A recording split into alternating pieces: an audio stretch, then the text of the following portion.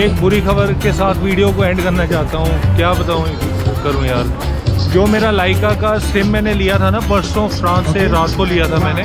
और स्पेन दो चीज़ों के लिए बड़ा मशहूर है। सबसे पहली चीज़ है यहाँ जो फिल्म शूट हुई थी ज़िंदगी ना मिलेगी दोबारा, और दूसरी जो सबसे मोस्ट पॉपुलर सीरीज़ रही आज तक की, दुनिया की कहते हैं मोस्ट पॉपुलर, और वो है मनी हाइस्ट। यहाँ कोई भी ऐसी दुकान, कोई भी ऐसा शटर नहीं है जिसके बंद होने पर यहाँ कोई ग्राफिटी आर्ट ना बना हो। तो भाई मनी हाइस्ट की पहली लोकेशन पे पहुँच चुका हूँ। ये है सारगदा फैमिलिया चर्च। ये चर्च का सीन जो है सीज़न 3 में दिखाया गया था। तो भाई ये है एक और फिल्मिंग लोकेशन, कैरियर दी वेलेंशिया, स्पेशली मनी हाइस्ट में यूज़ हुई थी। मनी हाइस्ट में जो फुटबॉल के प्रेमी है ना, उनको पता होगा कि दुनिया का नहीं, यूरोप का सबसे बड़ा जो फुटबॉल स्टेडियम है वो बार्सिलोना में है। ये एक और साइट थी जो मनी हाइस्ट में यूज़ हुई थी और ज़िंदगी ना मिलेगी दोबारा, दोनों फिल्मों में।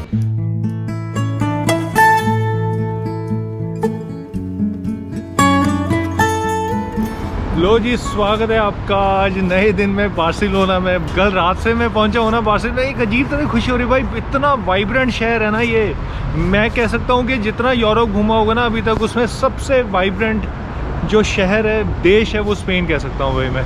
खैर, बार्सिलोना स्पेन की कैपिटल नहीं है, स्पेन की कैपिटल है मैड्रिड। बार्सिलोना स्पेन का दूसरे नंबर का सबसे बड़ा शहर है। ऑफ कोर्स पहले नंबर का जो सबसे बड़ा शहर है स्पेन का वो है मैड्रिड। कल रात को मेरे को हॉस्टल मिल गया था। हॉस्टल के मैं पे कर रहा हूँ यहाँ 19 या 20 यूरो, मतलब 20 यूरो पे कर रहा हूँ।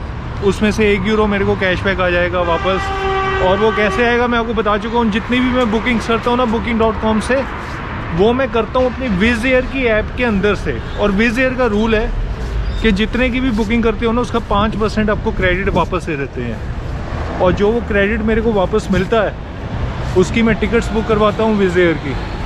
तो 20 यूरो मैंने पे किए, 1 यूरो मेरे विज़ एयर के अकाउंट में आ जाएंगे क्रेडिट बन के, जो कि मैं यूज़ कर सकता हूँ विज़ एयर की बुकिंग्स के लिए। ये जो शहर है बार्सिलोना बहुत मशहूर है अपनी नाइट लाइफ के लिए।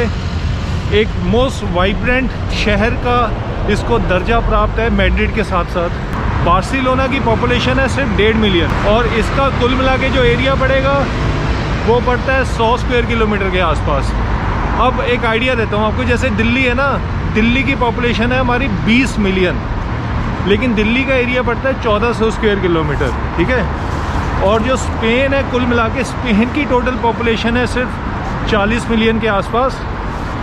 आप इससे अंदाज़ा लगा लो हमारे दिल्ली से 2 गुना ज़्यादा। लेकिन स्पेन का जो एरिया है भाई, एरिया सुन के हैरान हो जाओगे, एरिया है 50,000 स्क्वायर किलोमीटर से ज़्यादा। अब क्योंकि मैं स्पेन पहुंच चुका हूं, और स्पेन दो चीज़ों के लिए बड़ा मशहूर है। खैर हमारे इंडियंस के लिए तो बहुत मशहूर है भाई, 2 चीज़ों के लिए। सबसे पहली चीज़ है यहाँ जो फिल्म शूट हुई थी ज़िंदगी ना मिलेगी दोबारा, उसकी जितनी लोकेशंस है ना, फिल्मिंग लोकेशंस है, वो पूरे स्पेन में फैली हुई है। मतलब बार्सिलोना से लेकर मैड्रिड से सेविलिया, वहाँ तक पूरी फिल्मिंग इसकी शूटिंग हुई थी ज़िंदगी ना मिलेगी दोबारा फिल्म की, ठीक है। और इस वीडियो में मैं आपको वही दिखाने जा रहा हूँ, कुछ जगहें जहाँ फिल्में शूट हुई थी। और दूसरी जो सबसे मोस्ट पॉपुलर सीरीज़ रही आज तक की, दुनिया की कहते हैं मोस्ट पॉपुलर, और वो है मनी हाइस्ट। मनी हाइस्ट तो भाई पूरी स्पेन में शूट हुई है।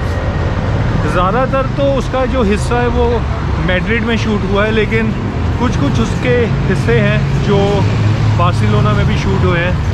और आज मैं आपको वहीं लेकर जा रहा हूँ। साथ साथ इसी बहाने बार्सिलोना भी घूमते रहेंगे और आपको दिखाता भी रहूँगा। भाई एक बार ना इसका सेंट्रिक पॉइंट देखो, मैंने स्पेशली कैमरा ऑन किया, और ये देखो यार रोड कितनी लाजवाब लग रही है। छोटी सी पतली सी रोड है, बीच में पेड़ वेड़ पौधे लगे हैं आसपास। तो भाई आपको इसकी एक इंटरेस्टिंग चीज़ बताता हूँ कि बार्सिलोना कैपिटल तो नहीं है स्पेन की, लेकिन बार्सिलोना कैपिटल है कैटेलानिया की। कैटेलानिया स्पेन का एक स्टेट है, ठीक है।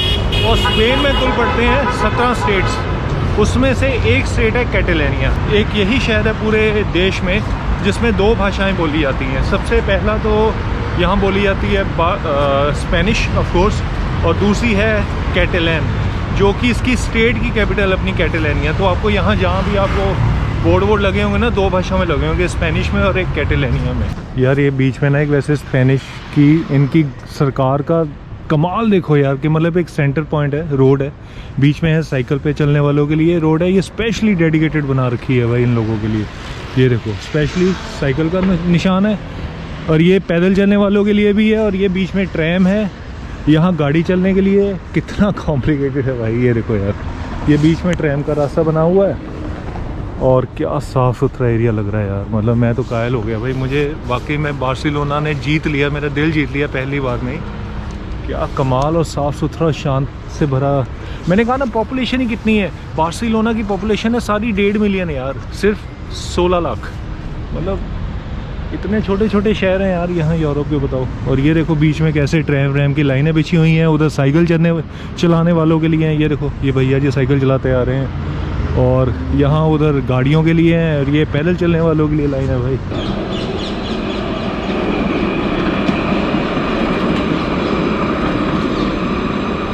भाई ये ना एक छोटा सा चौराहा है, आपको वैसे दिखाने के लिए मैंने कैमरा ऑन किया। और इसकी खास चीज़ पता क्या है? रेस्टोरेंट देखो, ये देखो ओपन एयर, एक टेबल लगा हुआ है बस। ये रेस्टोरेंट है, सामने कॉफ़ी वॉफ़ी उठाओ और बाहर धूप किनारे आके बैठ जाओ।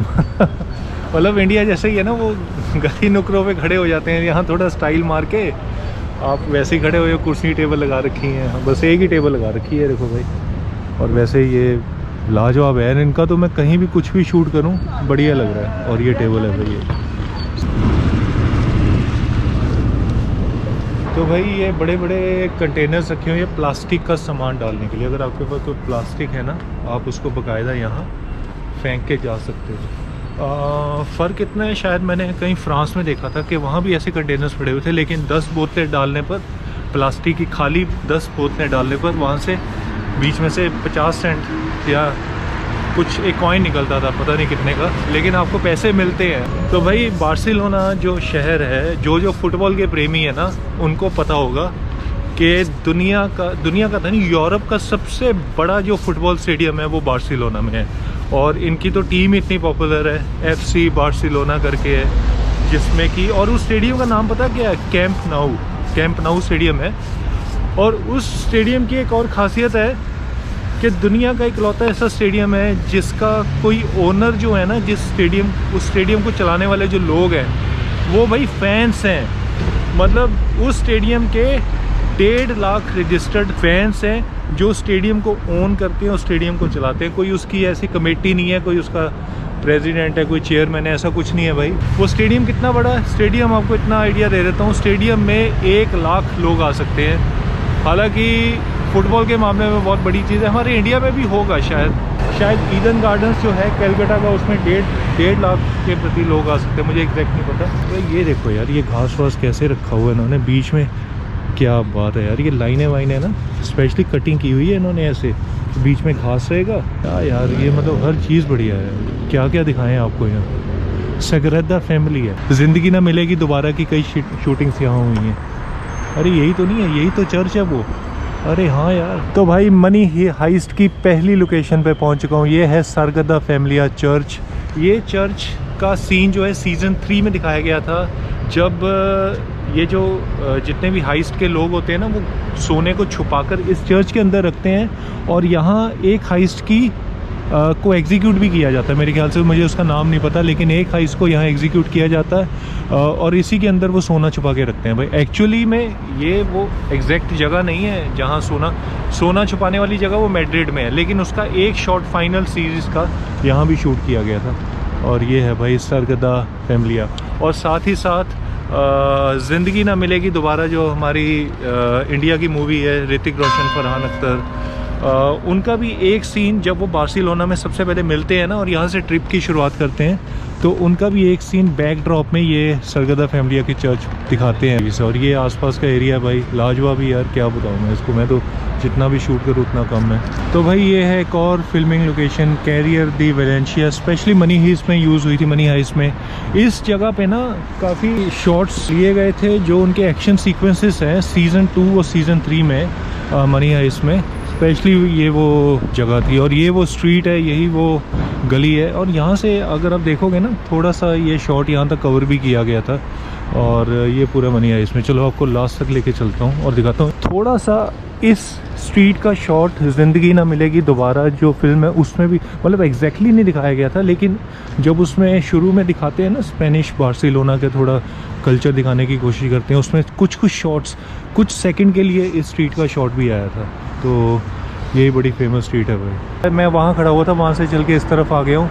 ये पूरी स्ट्रीट थी मनी हाइस्ट में यूज़ की हुई, और इस स्ट्रीट के इस तरफ क्या है, बस खाली रोड है और क्या है। ये अच्छा सा होटल है यार। देखो बार्सिलोना है, ये दुनिया का इकलौता शहर है जिसको रॉयल गोल्ड का अवार्ड मिला है ब्रिटिश एम्पायर सोसाइटी की तरफ से। रॉयल गोल्ड सिटी एक्चुअली ये ख़ास इसलिए बनता है क्योंकि जो ब्रिटिश एम्पायर सोसाइटी है ना, वो दुनिया में इंडिविजुअल्स को ये अवार्ड देती है, रॉयल गोल्ड आर्किटेक्चर। लेकिन ये पहला शहर था हिस्ट्री में जिसमें ब्रिटिश एम्पायर सोसाइटी ने पूरे के पूरे शहर को ये अवार्ड दे दिया। इतना बढ़िया आर्किटेक्चर है इस शहर का, इतने बड़े डिज़ाइंस हैं, इतना बढ़िया काम कर रखा है यहाँ बिल्डिंगों में, और ये पूरा आर्किटेक्चर जो कहते हैं ना स्पेनिश आर्किटेक्चर है। तो भाई इसलिए पूरे बार्सिलोना को ही ये अवार्ड दे दिया गया था। भैया आपने पिकासो का तो नाम सुना होगा ना, तो पाब्लो पिकासो नाम का जो बहुत मशहूर आर्टिस्ट था वो स्पेनिश था।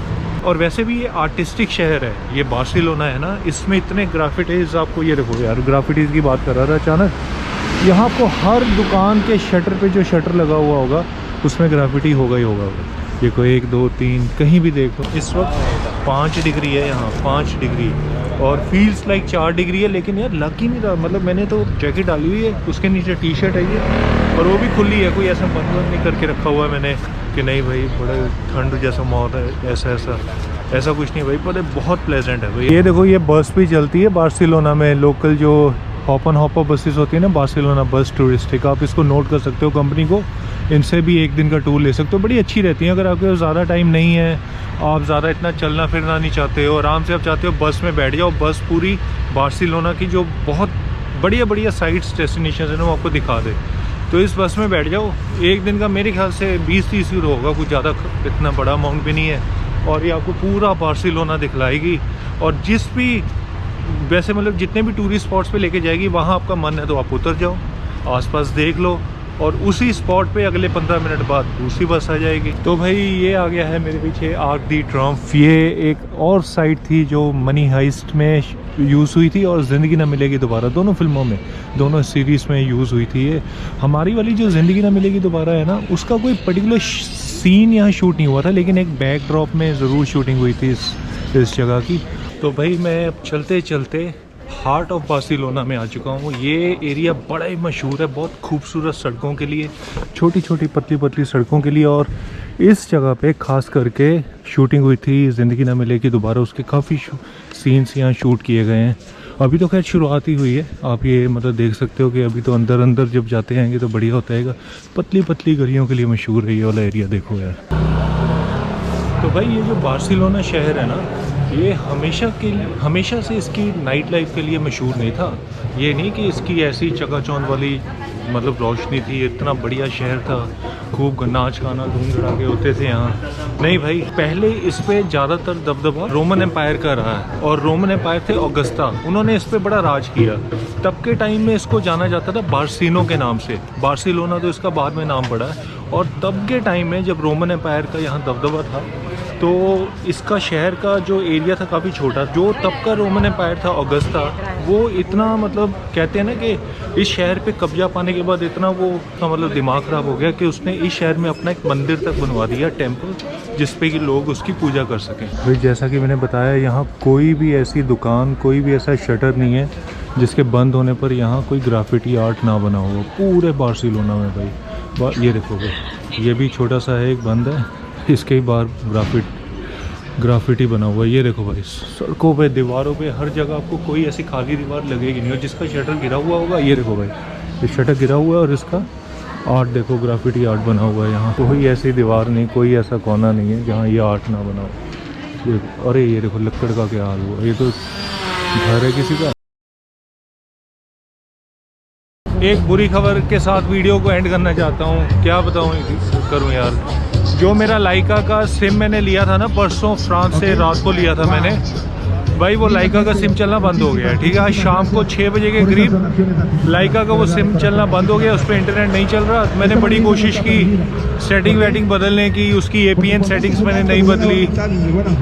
कस्टमर सपोर्ट पे जो कुछ दिए गए थे स्टेप्स वो सब ट्राई कर लिए, मेरा इंटरनेट चलना बंद हो गया। तो मैं यहाँ लोकल शॉप पे गया हूँ लाइका वाली के, तो मैंने उनसे कहा, मैंने कहा भाई परसों ही लिया था मैंने लाइका का सिम, काम नहीं कर रहे हैं। कहते भाई फ्रांस का जो सिम है वो पूरे यूरोप में कहीं काम नहीं करता, सिर्फ फ्रांस में ही काम करता है। लेकिन अगर आप स्पेन से लोगे तो स्पेन वाला पूरे यूरोप में काम करेगा। लेकिन फिर भी मैं आपको सजेस्ट करूंगा लाइका का मत लो, उसकी जगह ऑरेंज का सिम कार्ड ले लो। क्योंकि परसों जब मैं इसको लेने लगा था ना फ्रांस से, तो मैं पहली दुकान पे गया था तो उन्होंने मुझे खुद कहा था, कहते भाई ऑरेंज का लो, लाइका का मत लो।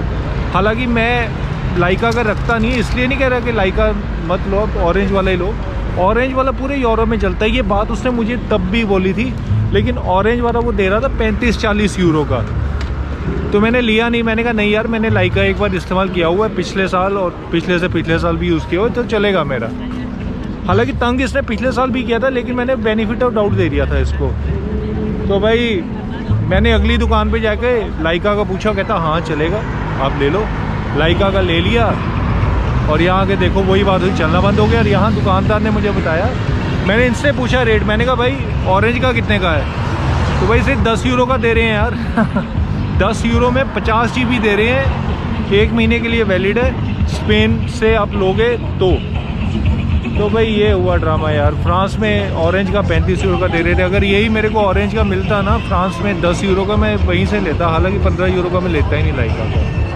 तो भाई अब दिक्कत आनी शुरू हो गई, मेरा मूड बड़ा ऑफ हुआ है यार। मैंने कहा मैं क्या करूँ अब, मैं शायद इसको मैं ट्राई देता हूँ 1-2 दिन और देखता हूँ, अगर चल पड़ा तो ठीक है भाई, नहीं तो फिर स्पेन से ले लेंगे फिर एक ऑरेंज का 10 यूरो वाला पैक भी। और लाइका मोबाइल में सजेस्ट करूँगा भाई बिल्कुल मत लो यार, इससे बचो, इसकी एक ऑरेंज वाला ही सही है। चलो भाई इसके साथ मैं वीडियो को एंड करता हूँ। और अगर आपको वीडियो पसंद आई हो थोड़ी बहुत, तो लाइक शेयर सब्सक्राइब कर देना, अच्छा लगेगा। और ये देखो यहाँ की टैक्सीज देख लो भाई, ब्लैक और येलो कलर की है, ऐसे का लेआउट है टैक्सीज का। भाई अभी मैंने जो लाइका मोबाइल के बारे में वीडियो आपको बनाई है ना, वीडियो वो उस जगह पे खड़े होकर बनाई थी, और मैंने कहा था मत लेना लाइका मोबाइल, लेकिन यहाँ के कह रहा हूँ कि ले लेना, क्योंकि इंटरनेट चलना दोबारा शुरू हो गया लाइका का यार मैं मजाक कर रहा हूँ यार, मतलब अभी थोड़ी के लिए चला, पता नहीं फिर रुक जाएगा, ऐसे ही ऑन ऑफ रहेगा। लेकिन अगर ऑरेंज का, अब मैं ऑफिशियली कह रहा हूँ, अगर ऑरेंज का मिलता है 10, 15, 20 यूरो में ना, आंख बंद करके ले लो ऑरेंज। या सभी लोग कह रहे हैं कि ऑरेंज पूरे यूरोप में काम करता है। मैं लाइफ में आज लास्ट टाइम लाइका मोबाइल ले रहा हूँ, इसके बाद मैं कभी लाइका का सिम नहीं लूँगा भाई, क्योंकि इसने जो परेशान किया ना पिछले 1-2 घंटे में, बहुत ज़्यादा।